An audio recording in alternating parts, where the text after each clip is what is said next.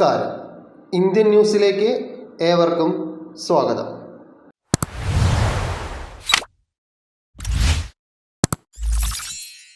Ranji trophy ഒന്നാം innings lead നേടി Keralam. Thiruvananthapuram Ranji trophy ക്രിക്കറ്റിൽ മധ്യപ്രദേശിനെതിരെ കേരളത്തിന് ഒന്നാം ഇന്നിംഗ്സ് ലീഡ്. 160 റൺസ് എന്ന മധ്യപ്രദേശിന്റെ ഒന്നാം ഇന്നിംഗ്സ് സ്കോറിനെതിരെ കേരളം 167 റൺസാണ് നേടിയത്. പാർട്ടി ഉണ്ടാക്കിയ ഉടനെ മുഖ്യമന്ത്രിയാവണമെന്നാണ് പറയുന്നത്. വിജയ്ക്കെതിരെ സ്റ്റാലിന്റെ ഒളിയമ്പ്. ചെന്നൈ തമിഴക വെട്രിക്കഴകം അധ്യക്ഷനായ നടൻ വിജയ്ക്കെതിരെ ഒളിയമ്പുമായി തമിഴ്നാട് മുഖ്യമന്ത്രി MK സ്റ്റാലിൻ. പാർട്ടി രൂപീകരിച്ച ഉടൻ തന്നെ അധികാരം പിടിക്കണമെന്നും മുഖ്യമന്ത്രിയാകണമെന്നുമാണ് ചിലരുടെ ആഗ്രഹമെന്നും തമിഴ് സമൂഹത്തിന്റെ ക്ഷേമത്തിനു വേണ്ടി പലതും ചെയ്യുന്നുവെന്ന് ചിലർ നാടകം കളിക്കുന്നുണ്ടെന്നും എന്നാൽ അവരുടെ പ്രവർത്തനത്തിൽ ആത്മാർത്ഥതയില്ലെന്നും സ്റ്റാലിൻ വിമർശിച്ചു. ചില പാർട്ടികൾ രൂപീകരിച്ച ഉടനെ തന്നെ അധികാരത്തിൽ വരണമെന്ന ഉദ്ദേശത്തിലാണ് നിലനിൽക്കുന്നത്. ചിലർ പറയുന്നത് അധികാരത്തിൽ വരുമെന്നും അടുത്ത മുഖ്യമന്ത്രിയാകുമെന്നൊക്കെയാണ്. ആ പാർട്ടിയുടെ പേരോ നേതാവിൻ്റെ പേരോ ഞാൻ പറയുന്നില്ല. കാരണം തങ്ങൾ ക്ഷേമത്തിനു വേണ്ടി പ്രവർത്തിക്കുന്നവരെന്നാണ് അവർ നാടകം കളിക്കുന്നത്. അവരെ പ്രശസ്തരാക്കാൻ ഞാൻ ആഗ്രഹിക്കുന്നില്ല.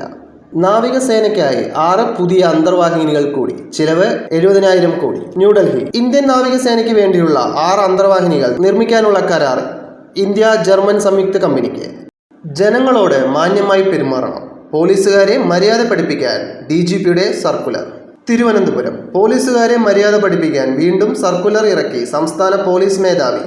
പോലീസ് ഉദ്യോഗസ്ഥർ മാന്യമായി പെരുമാറണമെന്നും ഭാഷയിലും പെരുമാറ്റത്തിലും സഭ്യത പുലർത്തണമെന്നും സർക്കാരിന്റെ നിർദ്ദേശമുണ്ടെന്ന് DGP കർശന ഭാഷയിൽ ഓർമ്മിപ്പിച്ചു. വീഴ്ച വരുത്തുന്നവർക്കെതിരെ നടപടിയെടുക്കുമെന്നും സർക്കുലറിൽ പറയുന്നു. പൊതുജനങ്ങളോട് മാന്യമായി പെരുമാറണം. ജനപ്രതിനിധികളോടും മാന്യത വിട്ട് പെരുമാറരുതെന്നും സർക്കുലറിൽ വ്യക്തമാക്കുന്നു. കാലാകാലങ്ങളിൽ ഈ കാര്യം അറിയിച്ചിട്ടുണ്ടെന്നും സർക്കുലറിൽ പറയുന്നുണ്ട്. കുന്നംകുളത്ത് പൂരത്തിനിടെ 2 തവണ ആനയിടഞ്ഞു.